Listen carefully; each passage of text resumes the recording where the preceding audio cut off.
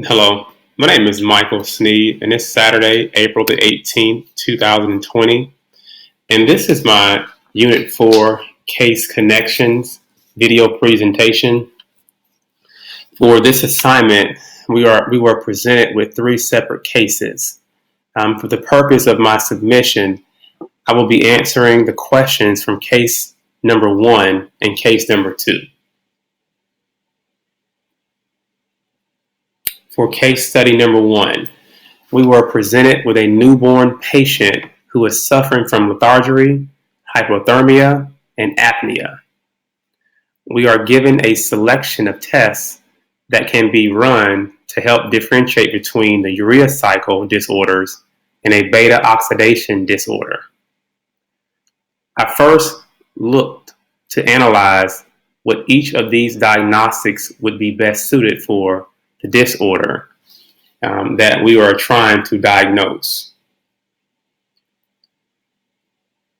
Blood glucose tests for diabetes, prediabetes, and gestational diabetes. Urinary acids test for intestinal yeast and bacteria.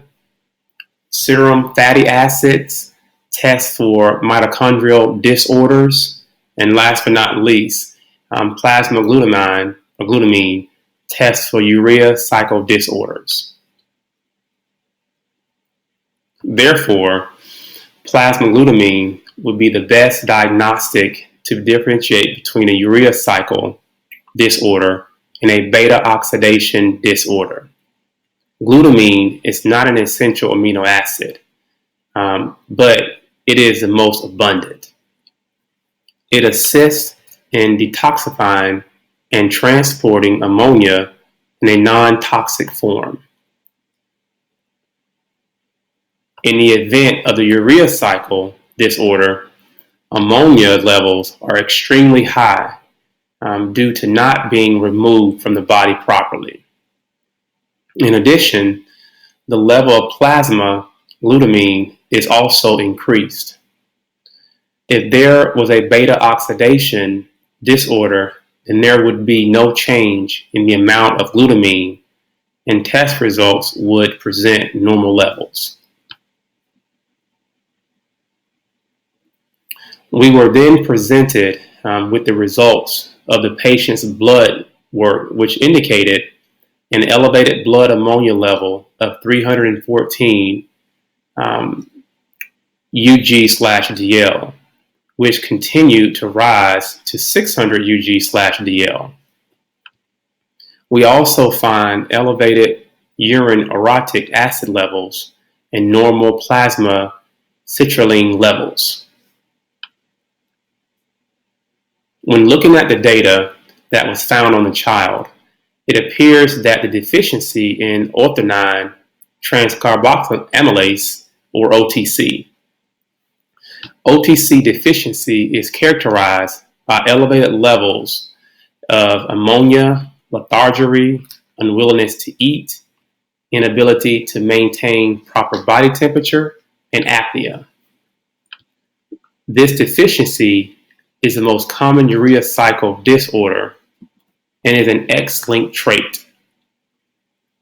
Raised orotic acid in the urine occurs when carbonyl phosphate builds up in the mitochondria. Once built up, it will then spill out into the cytoplasm and enter pyrimidine synthesis. We are able to determine from the child's lab that the enzyme that is most likely to be deficient is orthonine transcarboxylase, or OTC, due to the increased level of orotic acid. This enzyme that is least likely to be impaired is CPS1. This concludes my response from the case study number 1.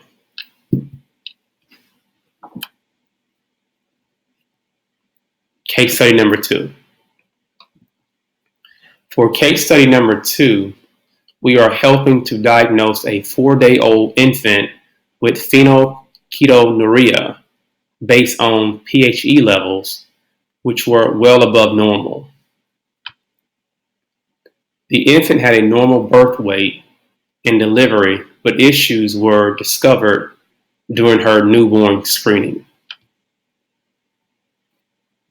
Individuals who suffer from phenylketonuria, or better known as PKU, have the need for an additional essential amino acid of tyrosine.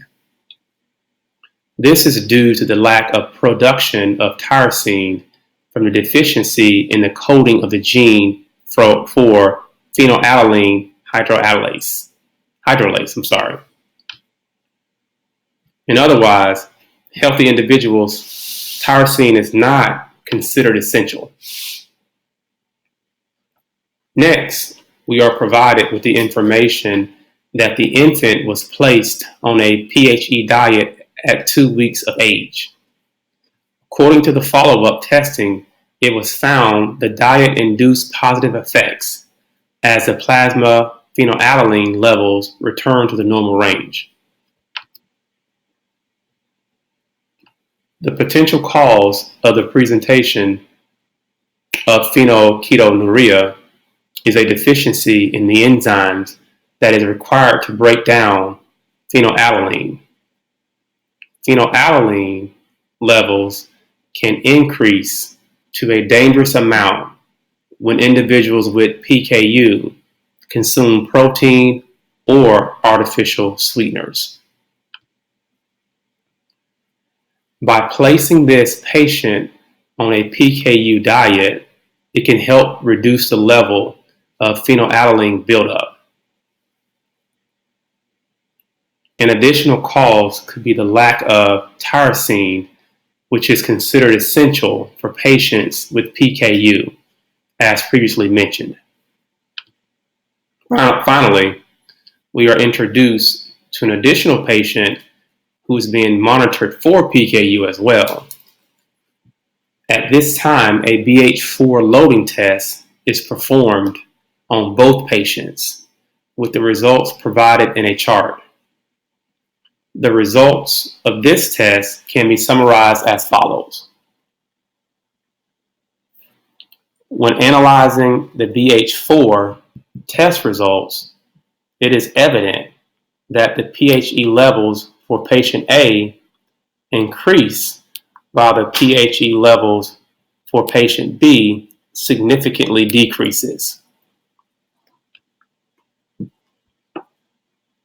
This indicates that patient B does not, in fact, have PKU, but suffers from a tetrahydrobiopterin, or better known as BH4 deficiency. The test also confirms that patient A does have PKU. This concludes case study number 2. Thank you for watching, and have a wonderful day.